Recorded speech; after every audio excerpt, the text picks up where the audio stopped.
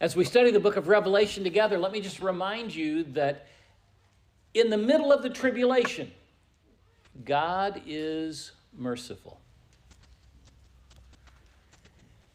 As we're focusing on what the Bible describes is going to be taking place during this time, it's always important that we keep the big picture in mind. The big picture is this: God is still in charge. Evil does not win, and God is still merciful. As we studied last week in Revelation chapter 7, verses 1 through 8, we see that God's going to raise up 144,000 to proclaim the gospel as the world unravels. We sometimes like to think, if everything would just get better, then we could really witness and people would really pay attention. But in reality, it is often in the difficult times that it causes us to look to God. It causes us to realize, I can't do this. I'm not able to do this. I need someone who is much greater than myself to help me. So, where do we look? Well, if I can't do it and you can't do it, then we have to say, well, who can do it? The tribulation, as difficult as it's going to be, is an important time because God will spread his word.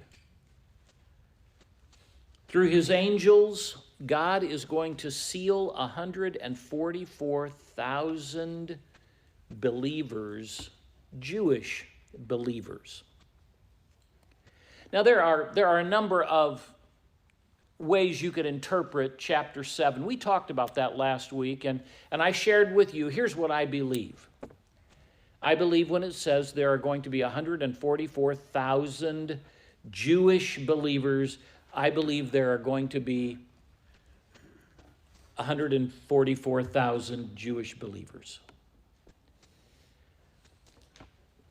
Some would say that the 144,000 is just a way of saying there will be lots of them. And that would be still in keeping with what the scriptures would be implying to us.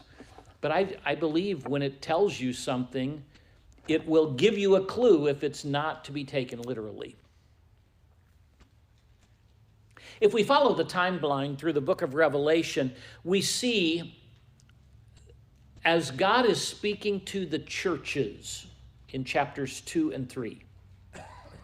Remember, chapter 1 describes who Jesus Christ is, but it describes Jesus Christ as he's glorified rather than in his humanity. And in chapters 2 and 3, he specifically says, to the churches. And he